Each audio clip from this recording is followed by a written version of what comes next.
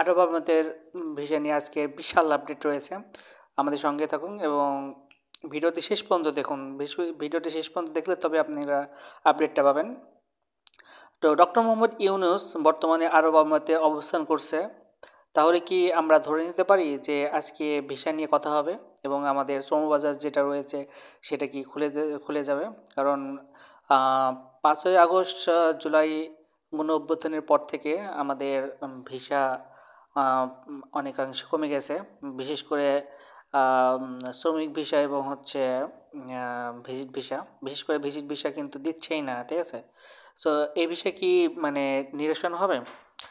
প্রথম কথা হলো ভিসা কিন্তু শ্রমিক ভিসা কিন্তু আগে থেকেই বন্ধ ছিল এবং আশা করা যাচ্ছে যে ডক্টর মোহাম্মদ ইউনূসের বদৌলতে প্রায় অনেক শ্রমিক বাংলাদেশ থেকে যাবে। তো ধারণা করা হচ্ছে যে ডক্টর মোহাম্মদ ইউনূস প্রায় 2 থেকে 3 লক্ষ মানুষ যেন বাংলাদেশ থেকে আরব আমিরাতে কাজে যেতে পারে, সেই লক্ষ্যে আরব আমিরাতের প্রশাসনের সাথে কথা বলবে। তো এই ছিল বিষয়। তো আরেকটা বিষয় হলো যে ডক্টর মোহাম্মদ ইউনূসের কথা কি আরব আমিরাতের সরকার শুনবে?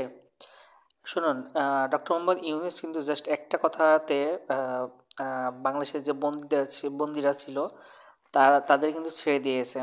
সো ডক্টর মোহাম্মদ ইউনূসকে কিন্তু গোটা আরব বিশ্ব অনেক বেশি ভালোবাসে। বিশেষ করে গোটা বিশ্ব ডক্টর মোহাম্মদ ইউনূসের যে অর্থনৈতিক যে সংস্কার, সেই সংস্কারের মধ্যে দিয়ে চলছে।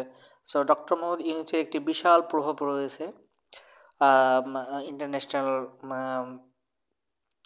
আঙ্গিনায়। সো আশা করা যাচ্ছে যে দুবাইয়ের যে ভিসা সেটা অবশ্যই ডক্টর মোহাম্মদ ইউনূসের বদৌলতে খুলবে। তো হোপফুলি এই আশা নিয়ে আশাবাদ ব্যক্ত করে করছি। আরেকটা আপনারা জানতে চেয়েছেন যে দুবাইয়ের যে ভিজিট ভিসা কি বর্তমানে খোলা রয়েছে? অ্যাকচুয়ালি অ্যান্সার হলো না, দুবাইয়ের ভিজিট ভিসা খোলা নেই, তবে খুব শীঘ্রই খুলবে। এই যে ডক্টর মোহাম্মদ ইউনূস যে গিয়েছেন এরপর থেকে আশা করা যায় খুলে যাবে। আরেকটা জিনিসের উপর ডিপেন্ড করছে, বাংলাদেশে যখন আপনার